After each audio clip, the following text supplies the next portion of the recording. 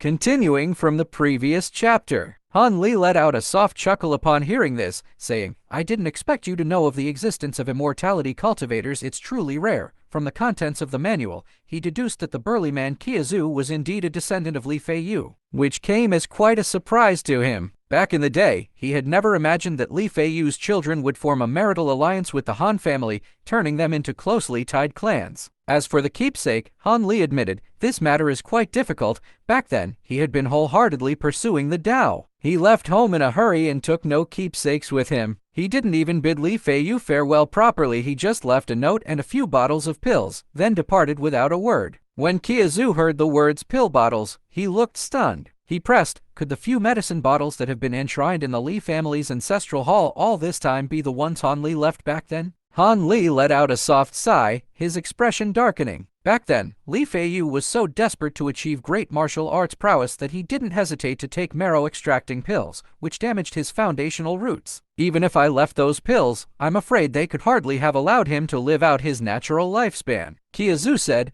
I didn't know about these past events, but my father is still alive. He might know the secrets of our ancestor. After all, some matters are only known to the clan leaders of each generation. After hesitating for a moment, he cautiously proposed, if Han Li allows it, I'll send a letter right away to confirm if this is true. By this point, he already believed most of what Han Li had said, for according to the clan's records, the ancestor who had established the Li family's foundation had indeed lived a short life and passed away in his prime. Han Li, however, waved his hand to refuse. I never intended to alert others by returning home this time. I just wanted to see the last few things I care about in the mortal world and settle my mortal TIs. Now that I've seen both the Han family and the descendants of my close friend are safe and sound, I'm already reassured. These words only made Qiazu more anxious. He quickly signaled to the scholar with his eyes. He knew full well what having an immortality cultivator on their side would mean for both the Han and Li families. The scholar naturally understood the stakes too. After pondering for a moment, he also respectfully suggested to Han Li,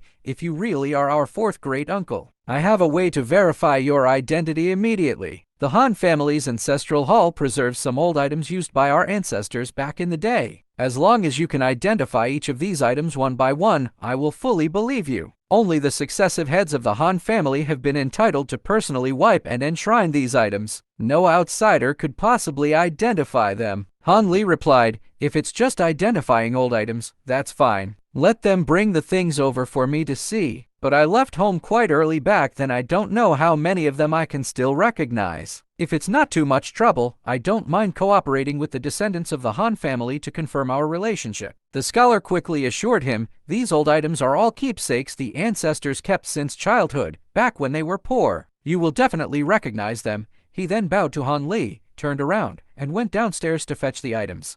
After a moment, a faint rustle came from downstairs. The scholar returned, carrying a tray covered with a red cloth, and respectfully presented it to Han Li. Han Li reached out, pulled off the red cloth, and several shabby little objects came into view. A flash of surprise and delight crossed his eyes, and he murmured in a low voice, I never thought I'd see these things again in this life.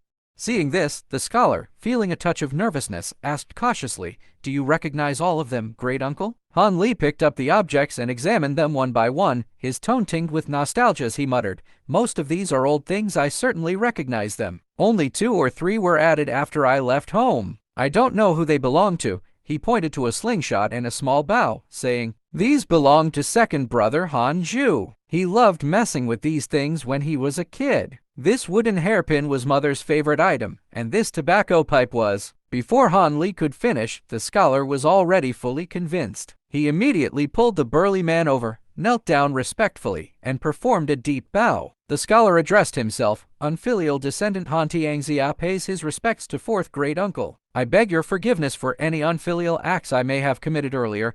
After speaking, he dared not look Han Li in the eye, his face filled with shame and unease. Qiazu, standing beside him, also became extremely respectful and followed suit, bowing as well. Seeing that the two had acknowledged his identity, a faint, indescribable emotion welled up in Han Li's heart. After a moment of silence, he spoke slowly. When I left home to pursue the Tao back then, I never imagined that the Han family would grow into such a prominent clan. I can't help but sigh. What people say about the unpredictability of fate is truly not an empty phrase. He then told them to stand up, admitting, I haven't returned in so many years. To the Han family as it is now, I'm no different from an outsider. There's no need for such formality. Han Xianxia stood up and replied respectfully, "It is the descendants who are unfilial. We had no idea that great uncle was still alive, otherwise we would have definitely sent someone to attend to you." Han Li waved his hand to decline. "I only came here this time to take a look and then leave. I won't stay long. I am already someone who seeks immortality and pursues the Tao. I don't want to get too entangled in mortal worldly TIs." Han Xianxia was shocked when he heard this and quickly urged Han Li to stay,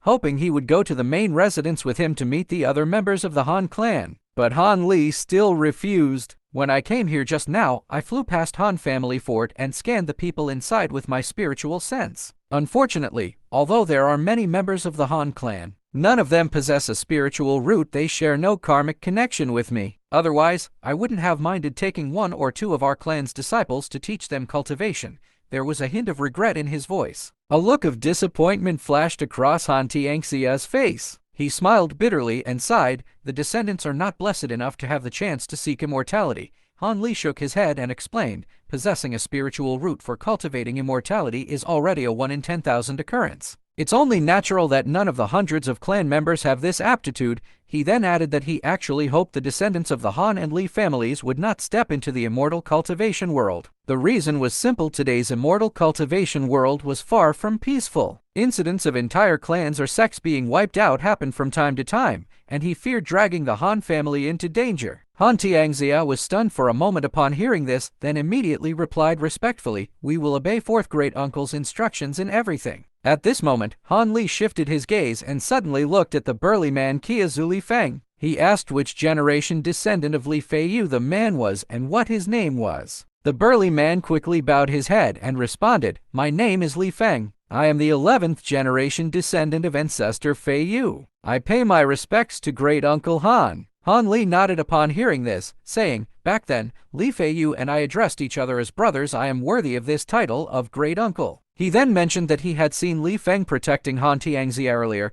which showed that the Li family had taken good care of the Han family over the years. "As the great uncle of the Han family, I will naturally not treat the Li family unfairly," he said. With that, Han Li patted his storage bag with one hand. A flash of white light appeared, and 7 or 8 small bottles of various colors materialized in his palm. He handed them to Li Feng, explaining, "These pills are of great help to those who practice martial arts. They can save the younger generation of the Li family most of the hard work in cultivating internal strength." Li Feng was overjoyed. He quickly took the small bottles and repeatedly thanked Han Li, well aware that these pills would allow the Li family to produce numerous martial arts masters from now on. Beside him, Han Xianxia was happy for his friend, but there was also a hint of expectation in his gaze as he looked at Han Li. Seeing this, Han Li smiled slightly. He calmly took off a spirit beast bag from his waist and patted it gently. Immediately, over 1,000 three-colored gold-devouring insects poured out of the bag. Amidst a buzzing sound, they gathered into a cloud of insects about 10 feet in size, shining brightly like countless stars in broad daylight. Han Xianxia and Li Feng stared dumbfounded, secretly marveling at the sight. Han Li said nothing. He pointed a finger at the insect cloud above his head, and the 1,000-odd gold-devouring insects instantly converged toward the center, transforming into a 3-colored sword that floated in midair. He waved his hand, and the sword let out a clear hum, flying into his hand on its own. This bizarre scene left the two men even more speechless, their mouths agape. Han Li held the sword in one hand and stroked the blade with the other, his expression flickering between light and shadow. After a long while, he let out a soft sigh, opened his mouth, and spat out a wisp of cyan spiritual energy. The energy landed on the sword. With a flash of cyan light, a simple, ancient scabbard shrouded in green mist appeared on the blade. Han Li then held the sword, still sheathed, horizontally in front of him. He explained to Han Xianxia, "This sword is refined from my spiritual insects. It can kill enemies on its own."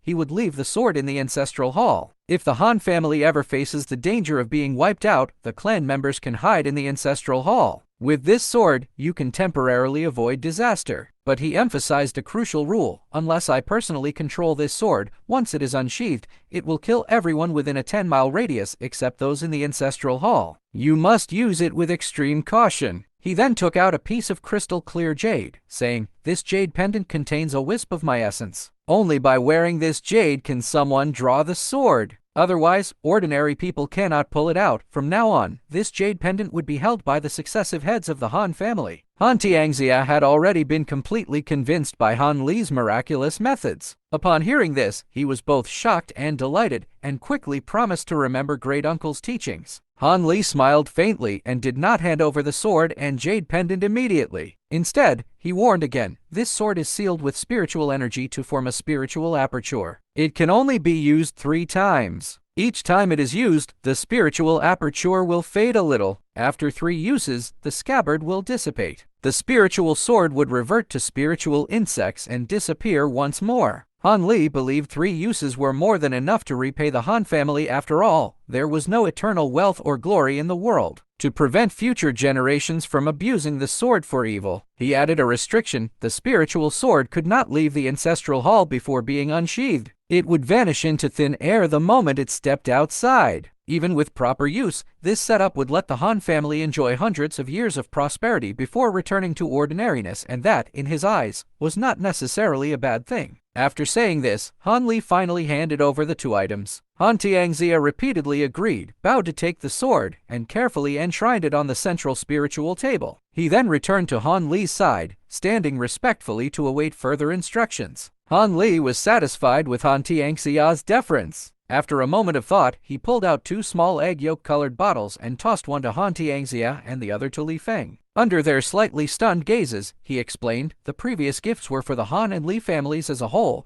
but as his descendants, their meeting this time was a matter of fate, and he naturally wanted to give them personal benefits. The pills inside were useless to him now, but for ordinary mortals, they could greatly extend lifespan and strengthen the body, enough to let both live past 100 years. Han Xianxia and Li Feng were overjoyed at the news. They held the bottles and thanked him in unison, addressing him as 4th Great Uncle and Great Uncle Han respectively. Han Li nodded in response, then glanced around again. A look of curiosity suddenly crossed his face. He asked if they had recognized him immediately because they kept a portrait of him, and if the portrait was in the ancestral hall. He wanted to see it. He was curious who had painted it. Han Xianxia was stunned for a moment, then replied that the portrait was indeed in the attic and asked Great Uncle to wait. He walked to one side of the attic and pressed a seemingly ordinary wall. With a creak, part of the wall flipped open, revealing 5 or 6 silk portraits hanging inside. Han Li stepped forward and stopped in front of one portrait. It depicted a smiling youth of 17 or 18, with a trace of childishness in his face. It was exactly what Han Li had looked like in his early years. Han Xianxia stood behind him and whispered an explanation. This portrait was said to have been handed over to the Han family by the Li family's ancestor, and the painter's identity was no longer traceable. But Han Li seemed not to hear him. His eyes flickered for a moment, then he turned to another portrait. It showed Han's father in the attire of a wealthy landlord, his face much older than when Han Li had secretly visited the small village years ago, but filled with joy. A look of gloom flashed across Han Li's face. He then scanned the other portraits. All of them showed white-haired elders. It took him quite some effort to recognize the past appearances of his elder brothers among them, and a mix of emotions welled up in his heart, leaving him frozen in place. Han Xianxia and Li Feng knew better than to disturb him. Just then, Han Li murmured a few words under his breath, too softly to hear. Before the 2 could strain to listen, a blinding cyan light suddenly burst from Han Li's body. They were startled and instinctively stepped back. When they opened their eyes again, Han Li was gone. Only his voice remained, telling them, though he had some powers of a land immortal, he also had many powerful enemies. They must not tell anyone about their meeting today. As long as they kept quiet and did not let outsiders see the gold-devouring insect sword,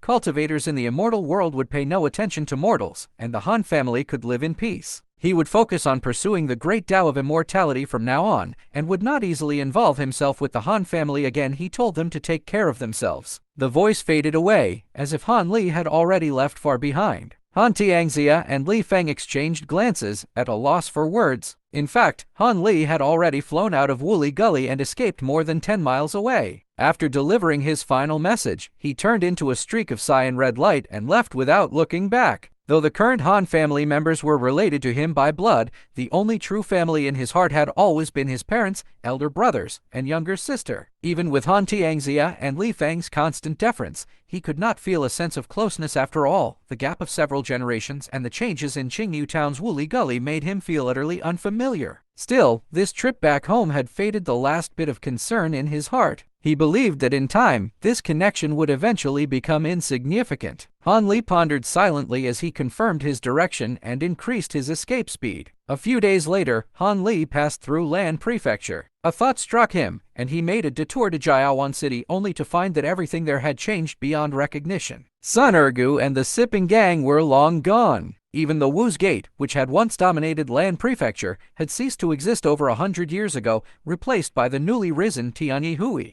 Han Li remembered that the Wu's Gate had seemed to have ties to the Lingshu Mountain back then, and Lingshu Mountain had suddenly defected and returned to the Yulin sect before the decisive battle against the demonic Dao. Now that Yu country was controlled by the Guiling Gate, the decline of the Wu's Gate was only logical. He could not help but think of Mo Yuzhu and her daughter Yingning, wondering if they were safe. Unfortunately, too much time had passed. Even after asking around a little, he could not get any news about them. He could only sigh and leave in a hurry. As for Sun Ergu, though the Sun family had once claimed to serve him as their master, he had never actually asked them to do anything, and had even given them many benefits. Now that he could not find any news of the Sun family, there was no need for him to worry too much. Putting these thoughts aside, Han Li left Jiaowan City with no more concerns weighing on his heart.